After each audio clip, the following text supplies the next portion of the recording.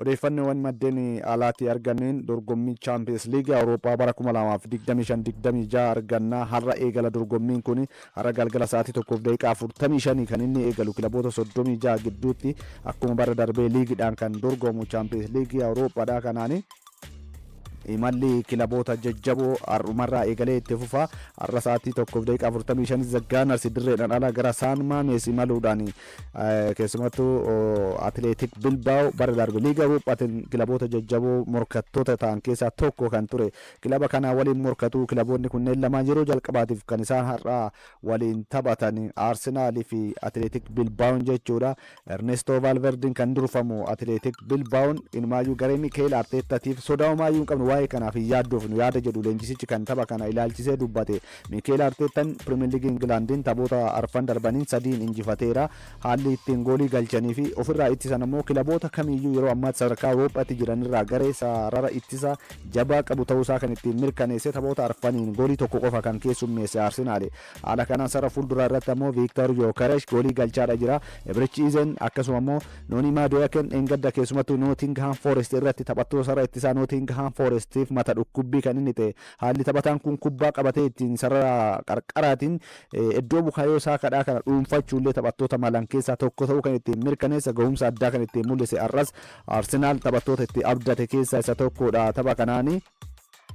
Gara marsaa itti aanutti kallattiidhaan darbuuf imalli har'arraa kan inni eegalu Arsenaal keessumattuu Arsenaal bara darbe Champions League Awurooppaa liigii yeroo dorgomuutti kilaboota kallattiidhaan marsaa 16 darban yookaan tokko hanga 8 keessa shanii xumuran keessaa tokko ta'uusaa kan ittiin mirkaneessedha. Inumaayyuu bara kanatti ammoo hanqina asaaraa fuula duraa irratti Arsenaal goolii galchuu taphataa lakkoofsa 9 sirrii hin qabu jedhamaatiin komatamaa ture.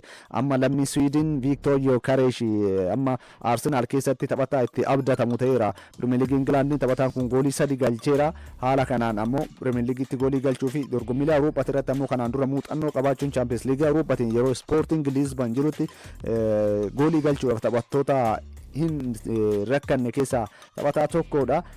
Haala kanaan Arsenaal Atleetik Bilbaa'oo akkuma isaa taphoota arfan darban La Ligaadhaan tokko mo'amee sadiin injifate qabxii 9 walitti qabatee garuu goolii 4 keessummeesseera. Kilabni kun akka Arsenaal goolii tokko qofa kan keessummeessee mariitti addatti Arsenaal kubbaawwan bara kana tooftaa taphaa ittiin jijjiiree rukuttaa rogaa haalli isaan ittiin rukutan morkattoota isaaniitiif kilaba hin tilmaamamne yookaan unpredictable gareewwan jedhaman keessa keessumattuu al takkatu yoo barbaadan sarara qarqara peenaaliitiitiin ala baay'atanii dhaabbatu. Rukuttaa rogaa yoo rukutamu yoo barbaadan goolii eegadhaan gara cinaa tokkotti tarree galanii wal keessa tuuta'anii yeroo kubbaa rogaa qilleensarraan dhufu gara kubbaan itti irraa rukutamanitti fiiganii taphattoota garee faalladhaa gara wallaalchisu eenyuun qabanii eenyu akka dhiisan. Tooftaan kun kilaboota biroo keessatti hangas maran baratamne. Arsenaalitti bifa addaatiin rukuttaa rogaa kanarraa goolii 33 goottan 3 darban kan ittiin galche. Haala kanaani har'as morkattoota isaaniitti irratti Atleetik Bilbaa'oo irratti haala kanaani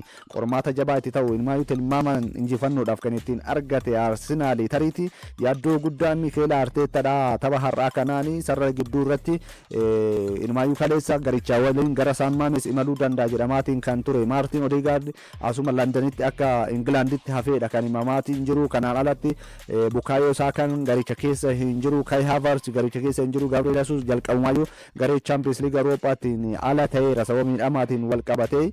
Haala kanaan taphattoonni kunneen sadeen keessumattuu Saakaa akkasuma immoo Odegaard fi kan Kai Havertz garicha keessaa dhabamuun tariitii Arsenaalii fi Champions League Awurooppaatti irratti taphattoonni kunneen muuxannoodha kan isaan qabani.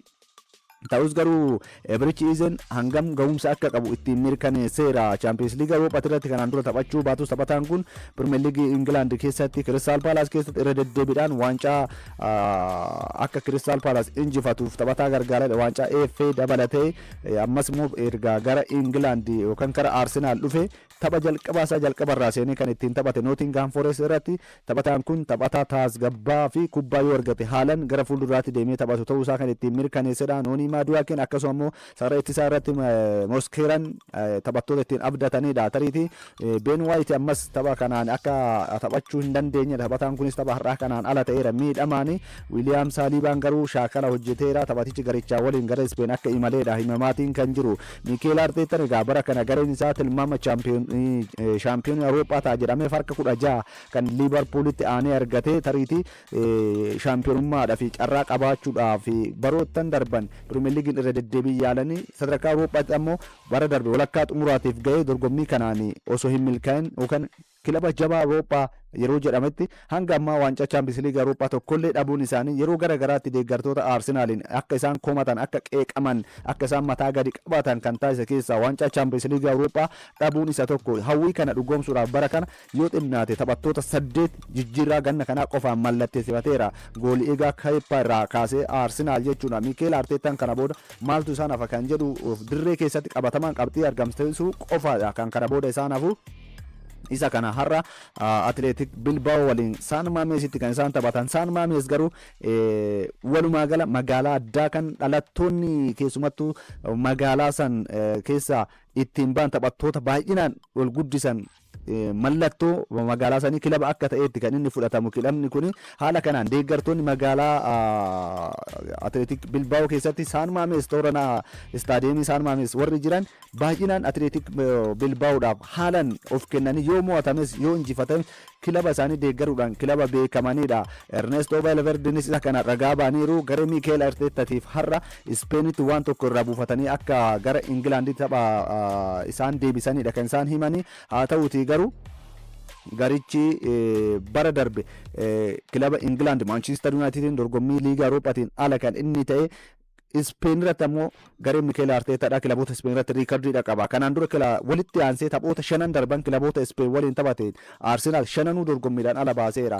Har'a Atleetik Bilbaa'oo kan injifatu yoo ta'e ammoo walitti aansee kilaboota Spain irratti injifannoo jaaffaa galmeessuudhaan garee Miikeel Arteetaa seenaa haaraa kan itti hojjetu ni ta'a. Taphoota birootiin Real Madrid Marsee waliin ni taphata. Tapha kanaan keessumattuu Jude Bellingham erga waancaa kilaboota addunyaa irratti miidhama hamaa laphee isaatirra mudateen yaalii baqaqsanii wal'aanuu taasifateetiin booda shaakala hojjetee garicha kanatti dabalameera. Har'a kilaba Firaansi Maarsee waliin kan taphatan Xaavi Alonsoon Chaampiyoons Liigii Awurooppaatiin tapha jalqabaa isaanii Real Madrid dursanii keessumattuu taphataan duraanii akkasuma ammoo Bayer Leverkusen keessatti waancaa liigichaa kan injifate Xaavi Alonsoon Real Madrid keessatti amma hojii hamma tokko fooyya'insa qabu hojjetaadha kan isaan jiranii. Keessumattuu ammoo Luka Modric erga kilabicha gadi lakkisee iddoo Luka Modric kana lammiin Tarkeedhaa addaa guulaan akkaan ga'umsa bakka kanarratti qabaachuusaa kan ittiin mirkaneessa. Taphatichi umurii isaatii ol kan bilchaate ta'uusaa kan ittiin mirkaneessa. Taphoota laaligaatiin haalli inni kubbaa ittiin sara gidduutirraa gara fuula duraatti dabarseetiin kennu kubbaawwan inni dabarsu ammoo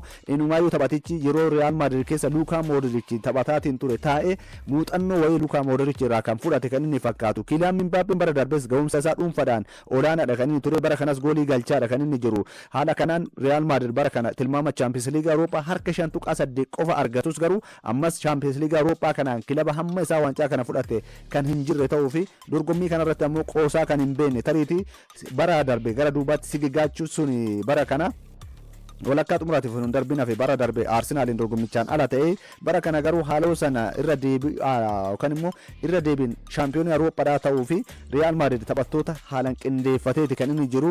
Tariitii Rudiger miidhameera.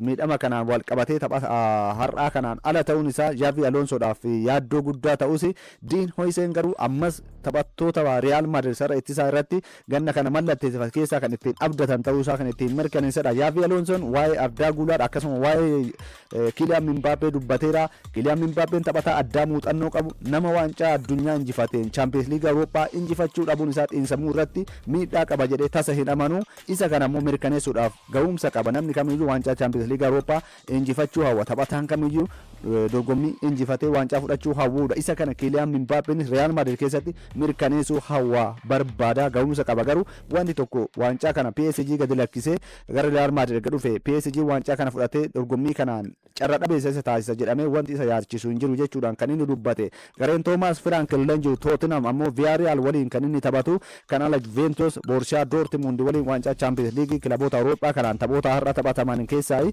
boru Liverpool gareen Arne Slootiin durfamu Atletico Madrid Diego Simoni jalatti akka eegame baroottan darban kilaboota Spain keessaa kilaba maallaqa olaanaa baasedha. Gareen kun Barcelona yookaan Real Madrid caalaa gareen maallaqa olaanaa baase Atletico Madrid. Diego Simeone barootaniif Atletico Madrid kilaba morkataa Barcelona fi akkasuma immoo Real Madrid waliin morkatu taasisaniiru. Haa ta'uti bara darbe haalli inni Julian Alvarezin Manchester City irraa yuuroo miiliyoona 80 waliin mallatteessifate. Haa ta'uti akka eegameen haalli Champions League Europa irratti akkasuma immoo La Liga irratti ittiin morkataatiin ture ga'umsa gadi aanaa bara ittiin mul'ise ta'uudhaan kan inni dabarsee kana alattis bara kanas jalqabbiin isaanii gaarii miti. Boru garuu Liverpool sarara fuulduraa isaa irratti taphattoota haaraa mallatteessifate taphattoota ciccimoo qabu sarratti isaallee hamma tokko fooyyee kan qabu.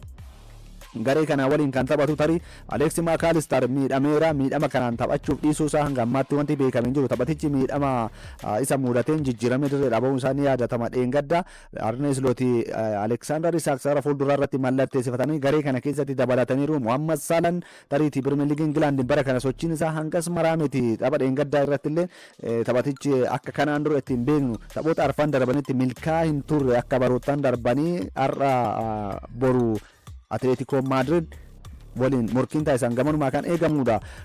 Taphoota birootiin boru Bayern Munich Chelsea waliin taphni taphatus ni eegama. Chelsea taphattoota dargaggoota maallaqa hedduun biteera. Maallaqa hedduus ittiin gurguratee argateera. Bayern Munich Harry Kane sarara fuulduraa irratti kan inni qabu. Kanaan alatti taphattoota akka Luis Diaz mallatteessifateera. Michael Olise jira. Miidhamarra kan jiru Jamal Musiala tariitii garee kana keessaa dhabamuun isaanii taphattoonni biroo dargaggoonni garicha keessatti jiran Bayern Munich garee jabaa Bundesliga Jarmaniin taphoota injifate hunduma bara kana walitti aansee injifateera. Yaadduu akka hin qabne Champions League Europa irratti ammoo bara kana morkattummaatti deebi'uudhaaf kan isaanii waliin morkatanii boru taphoota biroo eegamaniini. Shaampiyooniin Awuroopaadhaa PSG Luis Enrique taphattoota hedduu miidhamaan dhabe taphattoota murteessoo keessaa inumaayyuu Desiree Doué akkasuma ammoo Ousmane Dembele miidhamaan dhabe tapha Atalanta waliin kan inni taphatu.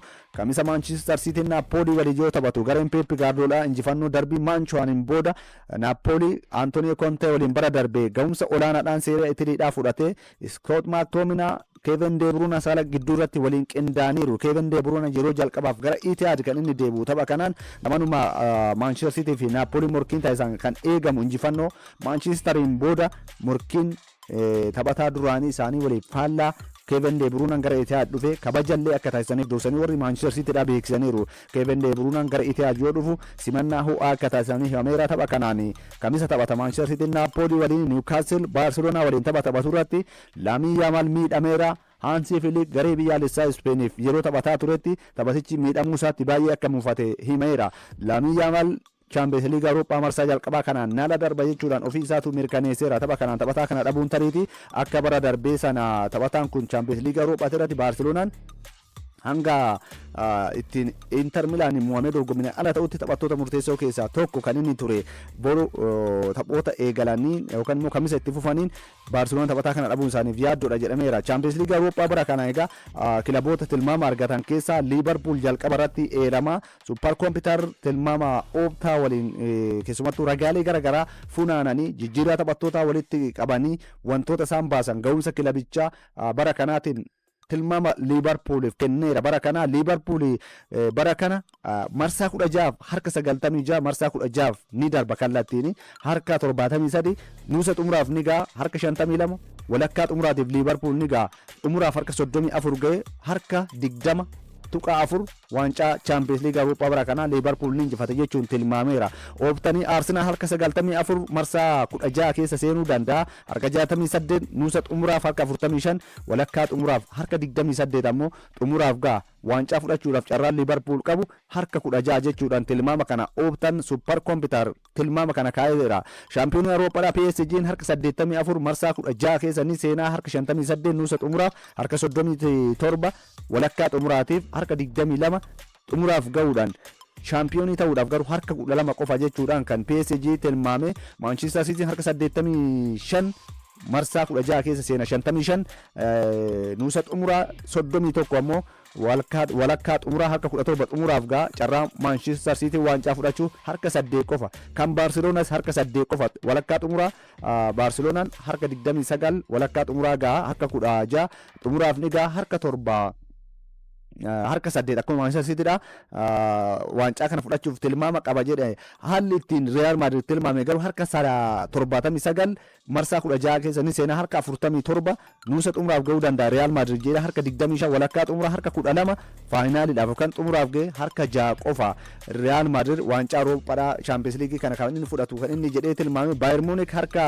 4 qofa shaampiyoonummaadhaaf kan inni tilmaamame kana alatti Inter Milan harka 3 Newcastle harka 3 akkasuma immoo Benfica jechuudhaan tilmaameera Napoliidhaaf harka tokko kan kenne Tottenhamiif akkasuma harka tokko tilmaameera waancaa Champions League Awuroopaadhaa kana ni tilmaama ni fudhatu jedhee kan inni tilmaame Bayer Leverkusen Atletico Madrid harka tokko warra tilmaamanidha Juventus dabalate kilaboonni kunneen sadarkaa Awuroopaatti kanaan dura Champions League Awuroopaatti irratti muuxannoo qabaachuu qabaatanis garuu tilmaamni isaanii kenname hangas mara olaanaa miti Samuel Umtiti kubbaa miilaa dhaabuu isaa beeksiseera umrii 31tti taphataan kun kubbaa miilaa irraa soorama beeraa shaampiyoonii addunyaati bara 2018 kana alatti Barcelona waliin waancawwan garaagaraa 10 taphataa milkeeffateedha Lionel Messi faa waliin taphattoota irra ittisa gidduu murteessoo addunyaa jedhaman keessaa tokko ture amma garuu miidhama irra deddeebiin isa mudate irraa wal qabate umurii 30tti kubbaa miilaati irraa soorama baheera kilaboota waliin taphadhe garee biyyaalessaa Firaansi Barcelona akkasuma immoo hiriyoota garee kootii warra na leenjisan hunda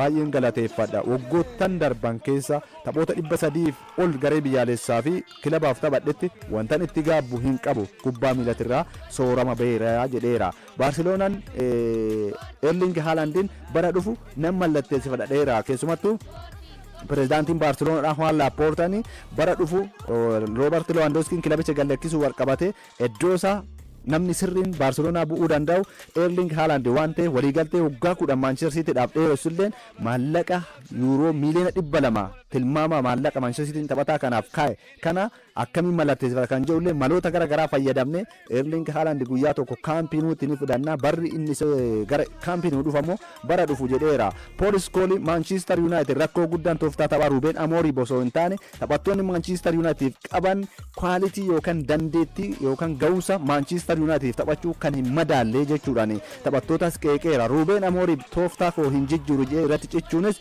turmaata isaatiif rakkoo guddaa qaba jechuudhaan himeera keessumattuu tariitii Ruben Amorim gara Benfica deemuu danda'a jedhameera pirezidaantii haaraa Barcelona ta'a jedhamaa kan eegamu Lopez dheengadda Itihaaditti argamee taphicha daawwateera kanaan dura guyyaa tokko Ruben Amorim leenjisaa Benfica ta'a jedheeti kan inni dubbateere dhugaa kana ni mirkaneessaa kan jedhu gamanumaa kan eegamu ni ta'u